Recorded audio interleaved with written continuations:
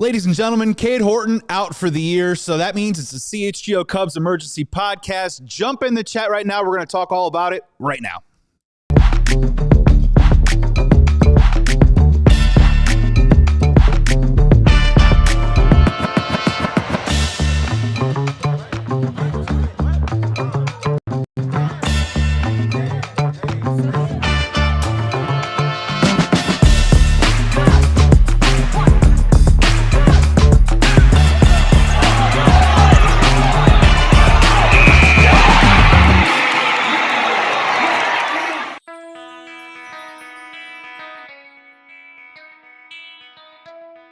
Hey, Chicago, what do you say? We got some bad news coming your way. Jump on in. It's the CHGO Cubs Emergency Podcast presented by Xfinity. Imagine that. Joey Christopoulos, Justin Roman, Sarah on the ones and twos. We got Jared. You want? Not a go Cubs. Not Cubs. We got Jared Willis coming in just a second. Luke's in traffic right now. We are going to have a CHGO Cubs post game after the game tonight, but we had to hop on because this is big, Justin. Yeah. We've been waiting with bated breath since Friday afternoon. Yep. Each day, each piece of news got more grim, got more sad, got more depressed. And yes, it has been confirmed by Sahadev Sharma and also Taylor McGregor. They were like right on it at the same time. Yeah. Credit to them that Cade Horton is going to be out for the year. He will have elbow surgery. So Justin, man, now that we know the official news, how you feeling? I feel horrible. I feel really, really bad. This is like worst case scenario on top of worst case scenario. As I was kind of running up here, I was looking at it was a week and a half ago, I posted a video on our socials about how Cade Horton's our ace. And I look at that guy in the video, which is me, and I'm so happy and I'm so optimistic about having Cade Horton anchoring this rotation for this year and for years to come. And I mean, what a gut punch, It's just like the ace of your staff. And make no mistake, he was the ace of our staff.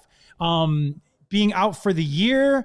And I mean, I'm sure we'll get to it eventually, but I think it puts his whole future in limbo. I mean, is this another, I hate to say it, but Mark Pryor 2.0? It's just really, really sad. I feel for the human. I feel for Cade Horton, the human. But Cub fans, Cub Nation, I know you guys all feel the same way I do, where it's like, what a punch to the gut on a season that we came in with such high hopes, Yeah, there was a tweet earlier today that on this day today, Justin Steele threw 7 shutout innings, and a couple days later, they found out that he was going under the knife to have his TJ, and hopefully he comes back in May. So it is a rinse and repeat situation right now. And Sarah, if we're ready, can we bring in Jared? Let's bring in Jared Willis right now, doing amazing work for both the Sox and the Cubs on ALLCITY.com. Jared, man, good to see you. You look good, but internally right now, I think our spirits are feeling it right now. Cade Horton's out for the year. Let's just get your initial reaction to obviously this devastating news. Yeah, I mean, obviously, I wish we were speaking under much happier circumstances, but yeah, it's I don't want to say worst case scenario, but when you think about the things that could most easily really kind of throw a hand grenade into this season and the potential that it has, losing Cade Horton, losing a guy who not necessarily expected to be the ace of your staff, but definitely somebody who there was high expectations for what he was going to be able to contribute this year. So to have him go down and with some okay options for replacements, but nobody that can quite pitch the way that we think that he was going to be able to this year. So it's a big loss, and it's a big loss that's hitting at the same time as a season where we're kind of waiting for this team to get going because it's been a little bit of a bumpy start.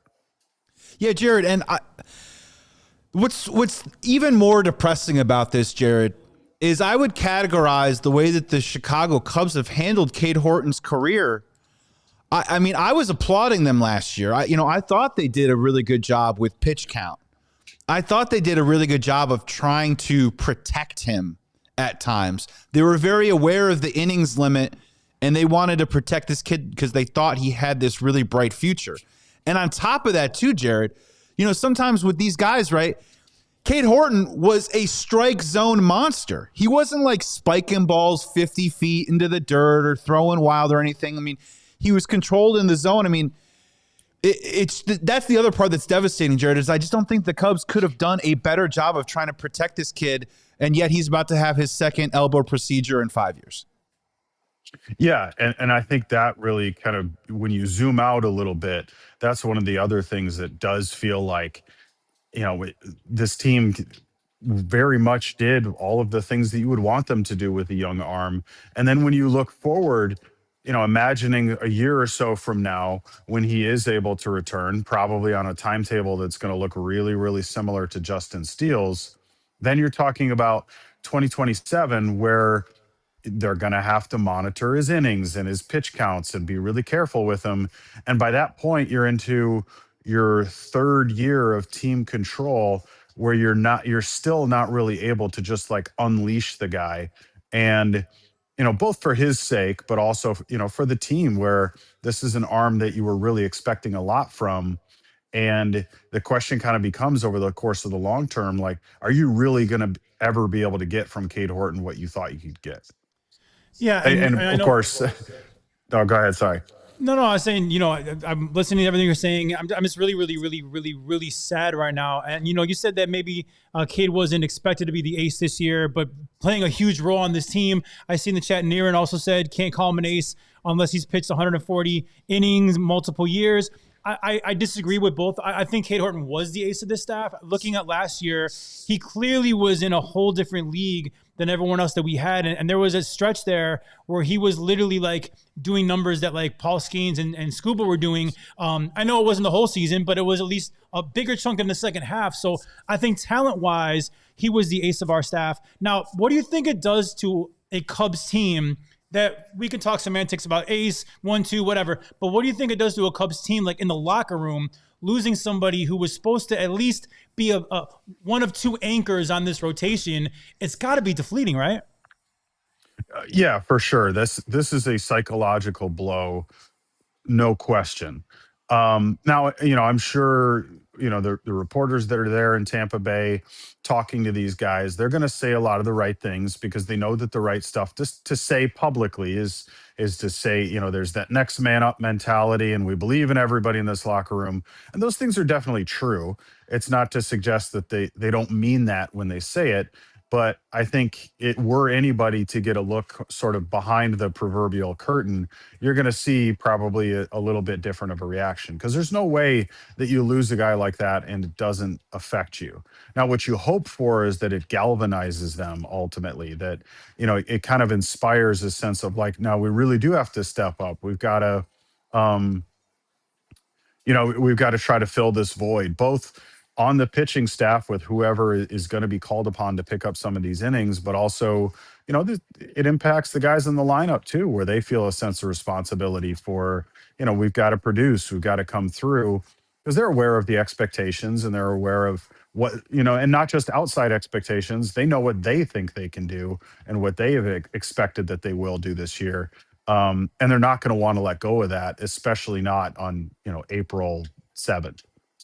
Got some great comments here on the chat. Emergency Pod, Cade Horton is out for the year. Greg Braggs Jr. says, I'm literally so dead inside. Come on, buddy. You're gonna be all right. And Vanilla Chill had a great comment too as well, of like, you can try and protect these guys as much as you can, and sometimes you just can't protect themselves from these injuries that are just bound to happen. And guys, don't worry, it's coming soon. I got some spin zone for you here. If you want me to blend you up a margarita of optimism, I got like 3 or 4 things that I'm going to throw at you in just a little bit. But Jared, I want to get your take on this of, all right, we're living in the moment. Cade Horton out for the year. As it stands right now, do the Chicago Cubs, in your opinion, have enough on the pitching staff to get through the next couple of months, to maybe get Justin Steele back, reassess, and then maybe add on at the deadline? Or would you look into a guy like Lucas Giolito, a guy who's sitting out there right now that can come in and eat you up some innings right away? Yeah, I love the question, because normally I would say, hey, let's just kind of assess and see where we're at for a little bit and see what does happen when Justin Steele returns, because that still gives you plenty of time to measure the impact of Justin Steele leading up to the trade deadline. And then you can think about, do we need to make a big move in July? That's what I would say normally. However, when you have a guy like Lucas Giolito who's available right now, I think he's exactly the kind of guy that the Cubs have done really well with, where we know the potential, we know the track record, you know what Giolito is capable of. At the same time, we're also aware of like there's a lot of struggles in his history too, but I have a lot of confidence in the Cubs pitching, their coaching staff on the pitching side, where they could take somebody like Giolito and at worst, get somebody who can, like you said, who's going to come in and eat some of those innings and really keep the rest of your staff healthy. So I very much like the idea of go give Giolito a call, bring him in. Because I think they could do more than just, hey, eat some innings. I think he could really pitch some quality starts for the Cubs, because they've shown us, especially even in recent history, where they can take these quote unquote reclamation projects, and really get something out of them. You've been in the clubhouse before, and you're kind of more inside than we are. We're fans kind of from the outside. I know that there's a lot to be said about at the trade deadline. I've heard Rizzo and those guys talk about, when we got Chapman, it was a bolt. It was like a whole like boost to our clubhouse and the morale. We felt it. Something like this. I know Lucas Giolito is not Aroldis Chapman, but like something like this where we're down and out, we got some horrible news, a punch to the gut. Do you think something like signing someone like Giolito would be a nice morale booster for this team this early? Or is it kind of like, no, now we got to have Colin Ray and Javier Assad step up until Justin Steele is ready to go? Like, what do you think? Do you think there's such a thing as like a boost in April with the signing? Or is that kind of just like my mind playing tricks on me here? No, I don't think so at all. I think there's definitely a boost that comes from that kind of thing, because you hear guys talk about that, at different points in the year. There's definitely something to be said for when your team takes the big swing at the trade deadline and goes out and gets somebody. But I've heard guys talk about, when they sign a name in spring training and they show up in the locker room in Mesa, and they'll say, we felt this difference. A quick example of that, a year ago, well, I guess last fall, Crow-Armstrong told me about, when Justin Turner came into the locker room in Mesa last February. He said, yeah, we felt the difference in that locker room. And so there is something to that. So yeah, if you go out, you get somebody now, they're going to feel that impact, and it does feel like a boost, because a lot of times players will frame that as like, they see that as the front office showing, we believe in what you guys can do. We see what's possible here, and so we want to invest in making sure that happens. Because sometimes players, if you don't go get somebody, it can be perceived as like, we're not necessarily good enough for you to go make that sort of an investment. In your estimation, rolling it out maybe over the next 2 or 3 weeks, we've got Matthew Boyd on the injured list right now with a strained left bicep that hopefully is precautionary, because he's just trying to maybe have a little bit more of a recovery time. They have an off day coming this Thursday. They can back him up a little bit, retroactive back to April 3rd. Hopefully he'll be ready to go. Javier Assad's getting the call tonight. You would assume at this point right now, Colin Ray would take the spot of Cade Horton. Do you see it as Javier Assad might go back down to AAA and be kind of like that starter in waiting, sort of sitting there? Or could you see, are we going to walk around the block one more time with Ben Brown? I know that he's been inconsistent, but again, young pitcher needs to get stretched out. Do you think he's a guy that's going to have to maybe wait his turn as we shuffle around this rotation a little bit? I think it's definitely the former. I would be surprised personally to see Ben Brown used in that way. Given how long he's been in the organization already, it's kind of a sneaky amount of time. I think if we were to look at how many outings he's made for the Cubs so far, and to very, very mixed results. And I think a lot of that comes too from like what the expectations for this season are. It does look a little different. You handle these kinds of things differently when you expect to be competing for a division. And every team knows you can lose a division in April. If you bury yourself in too much of a hole, like these games matter, these games count. So I would expect to see it's Assad, yeah, probably Colin Ray, but I would imagine that some sort of a more long-term type of decision is going to happen shortly after that. And no, I don't think Ben Brown is somebody other than, maybe it's a spot start, but as far as a long-term solution, no, I don't expect to see that. It's so funny because Ben Brown is definitely the most polarizing of the Cubs pitchers, I would say. I think the talent is sky high, but I think that the floor of Javier Assad and Colin Ray is probably higher than Ben Brown. But the talent, I think we can all agree, Ben Brown, I think potentially is more talented than all those guys. But do you think this at all changes maybe their plans for Jackson Wiggins? Not now, but like maybe their timetable changes a little bit in July or whatever because of the loss of Cade Horton? Yeah, that's a hard question because, like, on one hand, it would seem like it would make sense that would be the case, that maybe you do look at Jackson Wiggins differently. But I do think a lot of times these organizations, they also have to look at the big picture for some of these young arms and consider what's the better decision over the long term for someone like him, given that he's already a little bit limited even there in AAA this year. And so if you are going to bring him up, it's sort of a question of like, how much are you really going to be able to get from the guy? What's it going to do to his long-term development? But he's certainly an intriguing option because I got to see him pitch in Arizona. The guy's got some stuff. I mean, there's the potential, the talent is very much there. But I tend to lean toward, for the sake of his long-term development, I would probably shy away from going to him this season, or at least not going to him with any like outsized expectations about what he's going to do. Yeah, with Jackson Wiggins, I mean, he's got injury history. He's also, I mean, we talk about baby-proofing a living room for the sharp corners with Cade Horton. That's even more so with Jackson Wiggins and that pitch count, Jared. Jared, man, we got to hit a break. Thank you so much for jumping on, man. For all of this, everyone tuning in, check out his amazing work on ALLCITY.com. I'm sure he's going to have some written pieces reacting to this news. Jared, next time come on after, someone hits a walk-off or something. Let's balance this out, baby. Yes. You know what I mean? I like watching you better when we were talking after the playoffs. Every playoff game you'd be on with us. That was a lot more fun than this podcast, just so you know. So let's time this up. Next time there's a walk-off win or something really good like that, count me in and we'll talk. Perfect. And maybe it'll be after tonight's post game, so don't go anywhere, Jared. I'll stick around. We need you tonight. Jared, thank you so much for joining. We're going to take a quick break. Thanks, here. Guys. We're coming back talking more Cade Horton out for the year here on the CHGO Cubs podcast. Hey, everybody, you know what I want to do right now? Cry? Yes, in my Toyota. Okay. I just want to get in my Toyota right now, and I just want to drive, right? Get in the open road, listen to some Tom Petty, forget about baseball for half a second, because that's been mostly my life. I love being a Toyota guy. In fact, they call me around the office a Toyota boy. My first car, Toyota Corolla. Second car, Toyota Camry. And right now, Toyota's got a message for you. It might only be Tuesday, but hey, dear Friday, Toyota's coming for you right now because the good times are in gear. They're going to be in gear all summer long.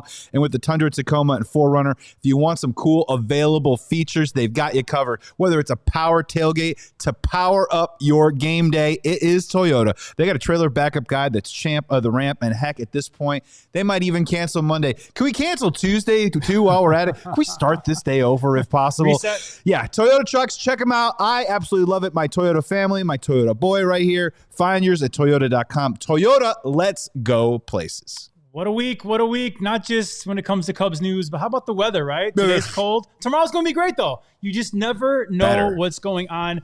Is your home's heating up for the Up and Down Challenge? Now is the time to schedule your Four Seasons furnace tune-up. At Four Seasons, we guarantee same-day installation for all your heating, cooling, plumbing, electrical, and generator needs with no extra charge for nights, weekends, or holidays. Save up to $4,000 on furnaces and comfort systems with Four Seasons heating, air conditioning, plumbing, sewer, and electric. Furnaces start at $39 a month, and furnace AC combos $57 a month. Call today and save $50 from your trusted local experts. They've been serving Chicagoland for over 50 years. Four Seasons, your trusted local experts for heating, air conditioning, plumbing, sewer, and electric. Visit fourseasonsheatingcooling.com for all their special offers and money-saving coupons. That's fourseasonsheatingcooling.com.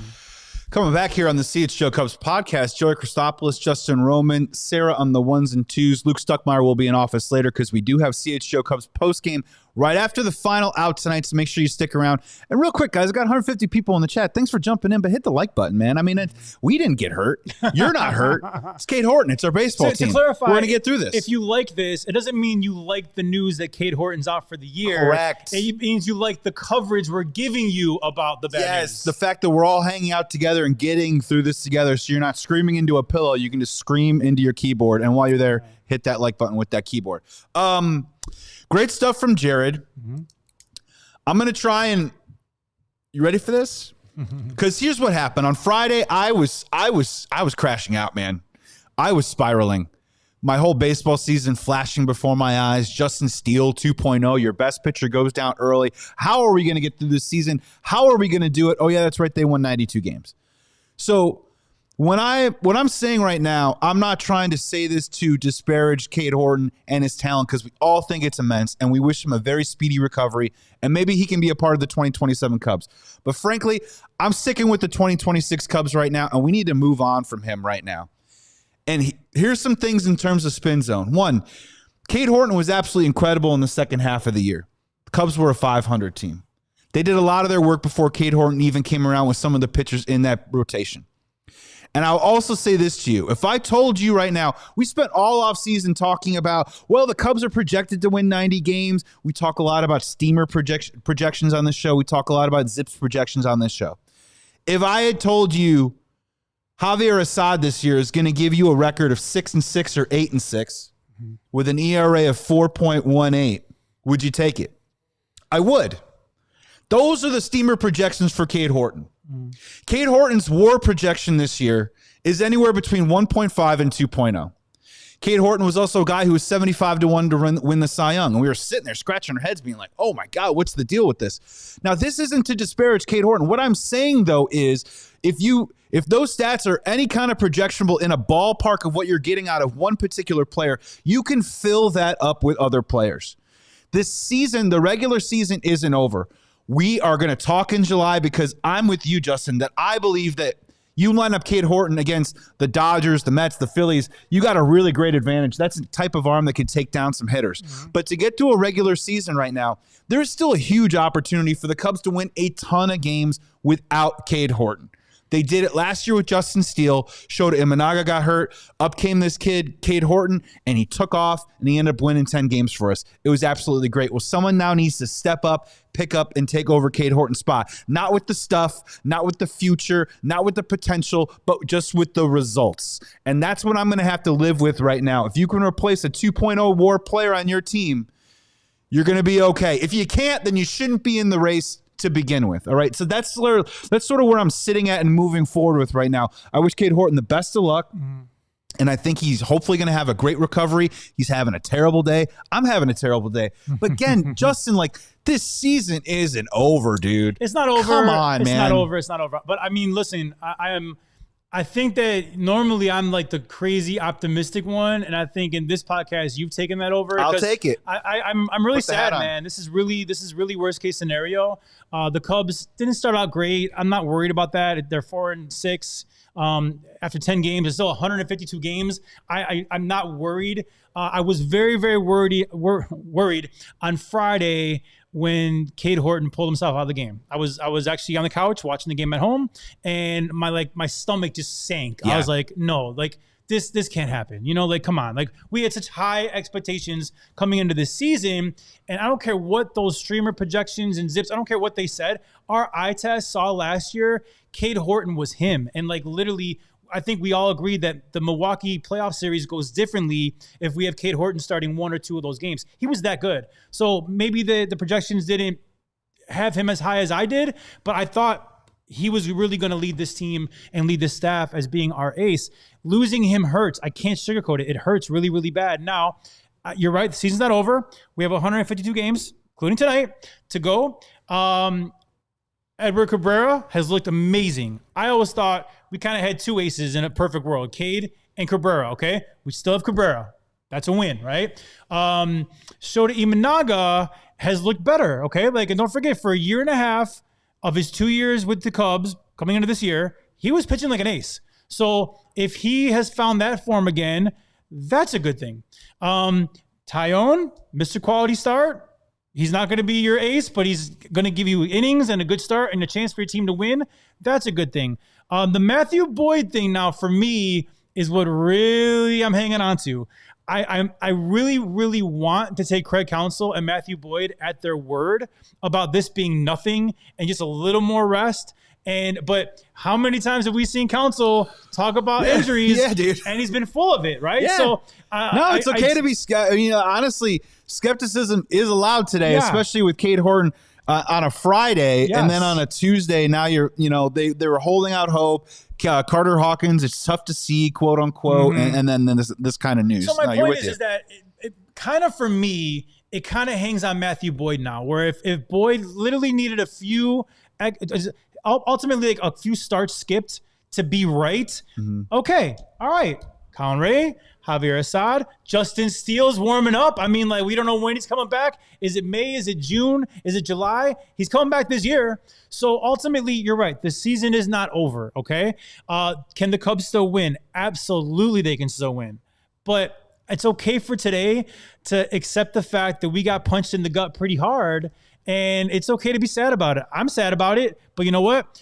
You win tonight, you feel better. You win tomorrow, you feel better. There's still baseball to be played, and this team can and hopefully will overcome this horrible injury. Yeah, that's what we share in common. I think we also share in common. We both had huge enthusiasm for Cade Horton coming into the year. Yeah. But here's the thing is, like, again, and I don't, it's not about projections, but we spent a lot of time talking about them. If Pacoda says the Cubs were on pace to win 90 games this year, and me and you had that enthusiasm that Cade Horton was going to be better than what they thought he was going to be, that's why we were sitting in the 94 to 97 range. Yeah. Now, if you take Cade Horton away, this doesn't mean this turns into a 78-win team, all right? They can still, my thing is that you can still win 90 games with the ball club and the players that are constituted on this team this very day, without Cade Horton on it.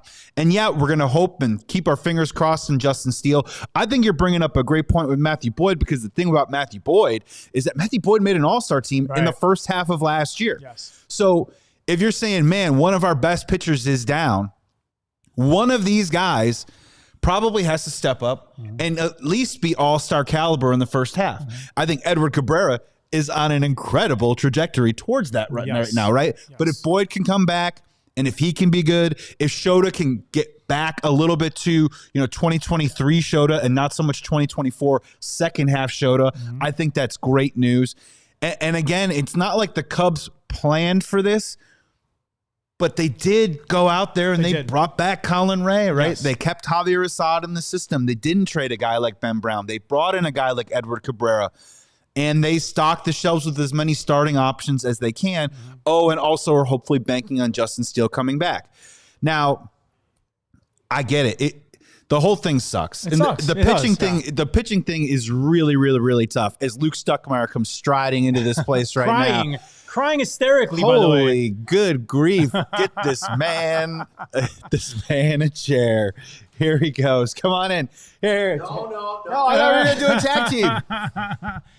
The only thing worse than this news, which we all knew was coming, is Chicago's traffic. Yeah, okay. It's bad. It's still bad.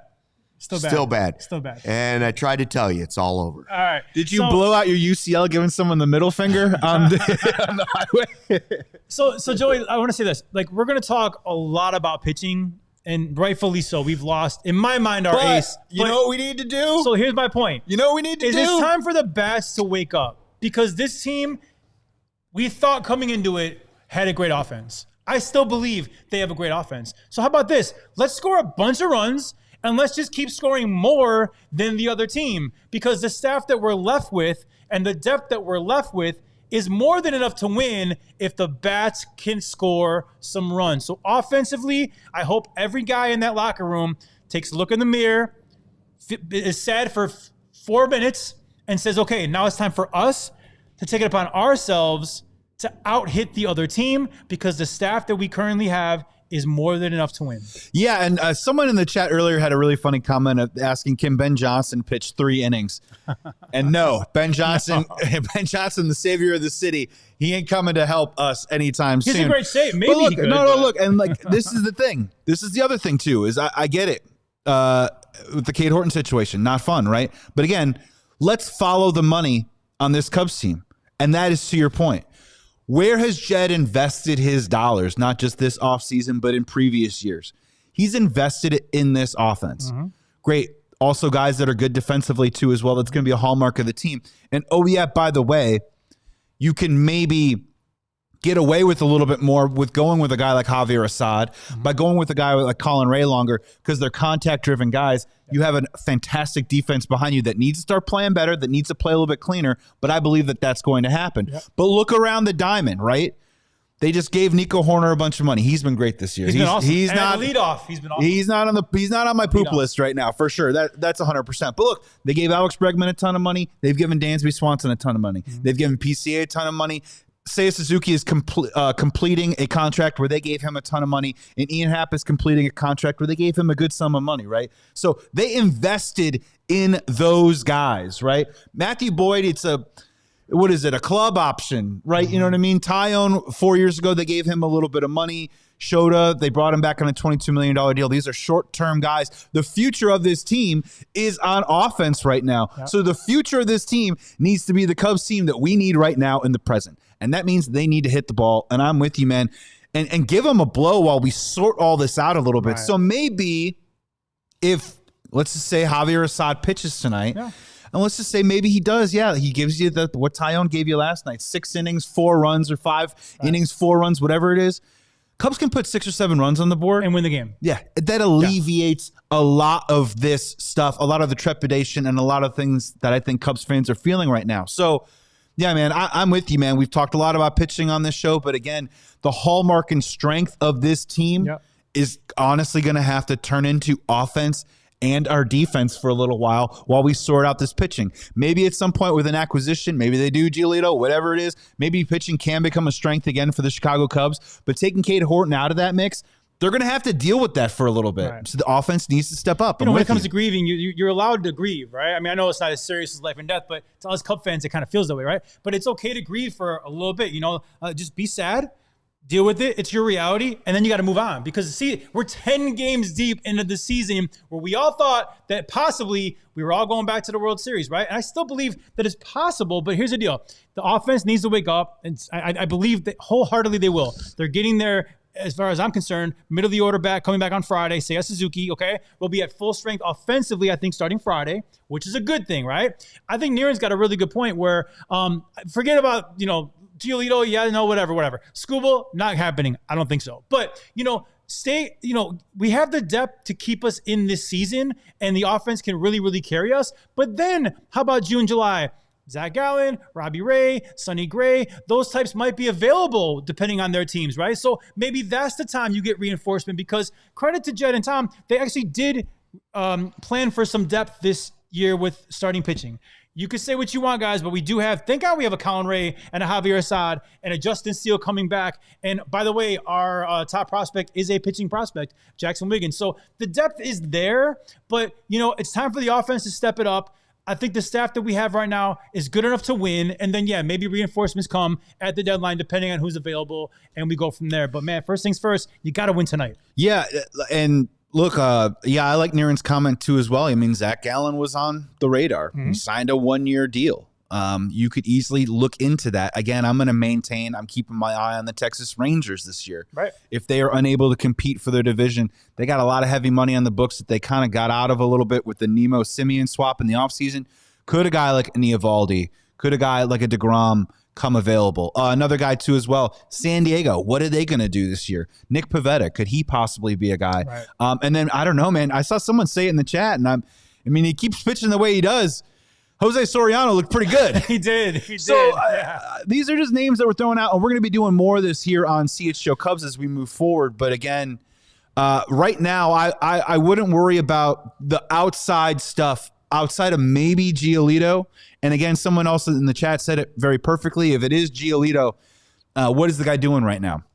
He's not helping you tomorrow. Right. He's not helping you next week. He probably maybe helps you in the beginning of May if that's the route that you want to go because you want to get him in your system. You want to ramp him up and make sure that he's ready to roll. Right now, in this moment, what this Cubs team has is what this Cubs team is, right? And they need to go out there and try and figure out a way to win some games. Let me have one thing real fast. Yeah, please. The story what's the song by Natasha Bedingfield, right? The rest is still unwritten, right? This is our story right now. High expectations coming into the season, and we've lost our ace, right? Well, the story is still open, and man, wouldn't it be poetic if Justin Steele comes back and he's the old Justin Steele. He's the dog. He fills in and becomes that ace that we all thought he could be and was, and he leads us to the promised land. Wouldn't that be a great way to end this season? Depending how bad we feel right now, wouldn't that be a great way to end it if Justin Steele actually came back whenever he's ready and led us to victory? I'm with you, man. But let's split the next two against the Rays and come on home for the 120 Club on Friday against the Pirates. Let's do that. We're going to get out of here, everybody. Thank you so much for tuning in. If you haven't already, make sure you like the video. Subscribe to the CHGO Cubs YouTube channel. Again, after Cubs Rays tonight, Assad versus Rasmussen, we are going to be right here with the final out for more post-game. Luke Stuckmeyer will be in the fold for that, unless he wants to hop in some more traffic. I don't know. It's Cade Horton. It's a bad day for Cade Horton. Bad day for all Cubs fans. Traffic, actually. That's how I feel right now, dude. Thank you for tuning in. Joey Christopoulos, Justin Roman. Shout out to Sarah for getting this off its feet. This is what we do here at CHGO Emergency Power. When there's breaking news, guess what? Hop onto YouTube. There's a good chance you get to hang out with us and hear all about it as we break it down. That's it, guys. We'll see you after. What's that? Oh, of course, I'm presented by Xfinity. Shout out to Xfinity presenting all of our wonderful emergency pods. Xfinity, imagine that. Good call, Sarah. We're going to hop out of here. Go Cubs. Let's win a ball game. Let's get 27 outs. Let's score 27 runs, and we'll see you after the final pitch. CHGO Cubs. We'll see you later tonight. We all silly like the mayor.